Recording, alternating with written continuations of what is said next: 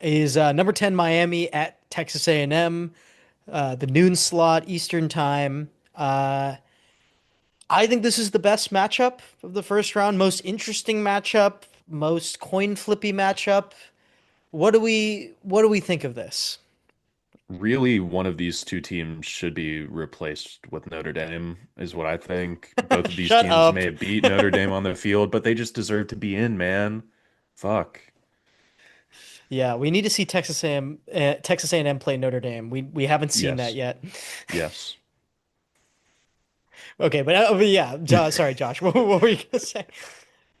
I really like this matchup. I think Miami's offense can really get going against Texas A&M's defense, so that'll be fun to watch.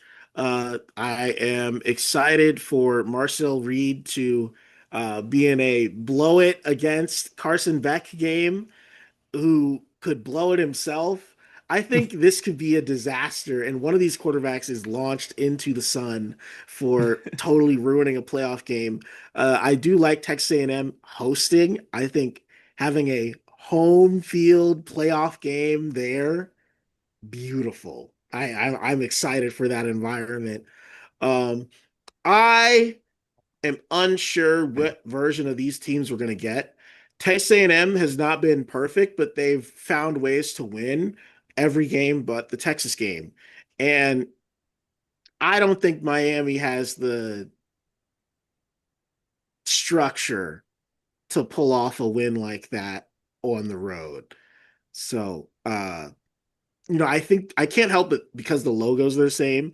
Think back to that game where Jimbo Fisher was still here and things were so miserable and like Miami, I can't even remember who won, but nobody left that game feeling good. And look how far these little old franchises have come.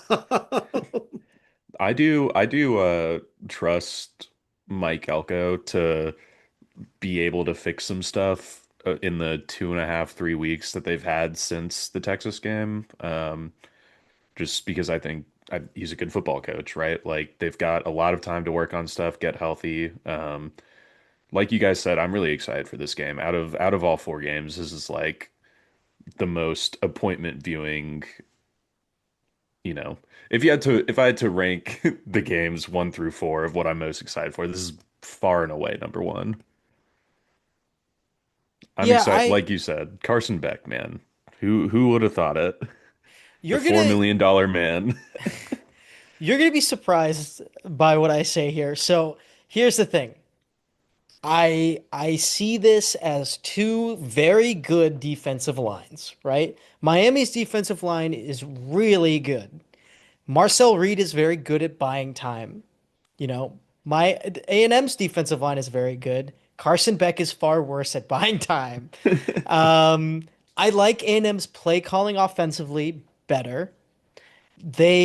I think they manage pressure in general a little bit better, like defensive line pressure. I think they do a good job of that.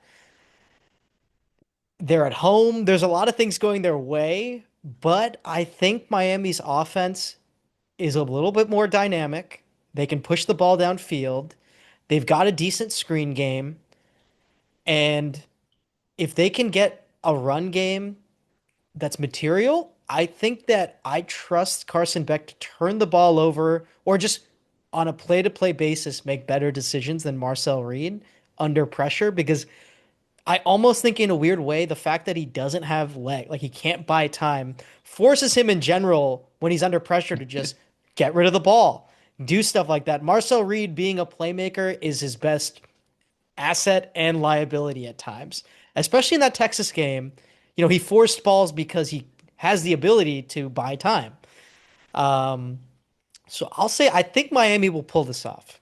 I think Miami will pull this off. I think A&M towards the end of the year was not playing great football. They really almost lost that South Carolina game. They almost lost that. I mean, they did lose the Texas game. I'm gonna say Miami. I'm gonna say Miami, which is shocking because Carson Beck is the quarterback of Miami. I'm going with Texas A&M. I like I said with Elko, I just think that they'll fix it. They've got the home game, you know. Kyle Field is going to be absolutely bumping. Like I I'm gonna I'm gonna boil it down to what you said about Marcel Reed and Carson Beck. Like What do you think, Josh? You're going A&M? I'm going A&M. Uh, I do wonder as we go into these next games, it's so hard to like pick up a trend from a playoff that's this is only the second year, but these home games are really tough. You're already the higher seed. You're putting a team on the road, and then you start looking at 5 versus 12, and you should expect like a quality difference there. So I'm curious what these road teams will perform like. And I just picked Alabama to win, but that would be interesting if they're the first in the storied tradition of road playoff wins. I mean, if we're talking about potential trends, I mean, could Texas A&M be like Ohio State last year? Lose the one game all year that you really don't want to lose, and then you get a home playoff game and you go on a run? I don't know. Yeah, I mean, I listen, don't think A&M's that good, to be clear, but like they're in a similar position starting out of the playoff. they You they know are what? Thinking about like Will Howard and Marcel Reed, like they're kind of similar. Marcel Reed's a little bit more They look dynamic than alike. him with his feet, but like I could see if he taps into that Will Howard, like I'm not gonna fuck this up for anybody, and just like uses his legs and says like, all right, I'm done. He doesn't get greedy. Then I'm not saying they're Ohio State. I'm not saying that, no. Yeah, here's my but thing. it could look similar if it did go well.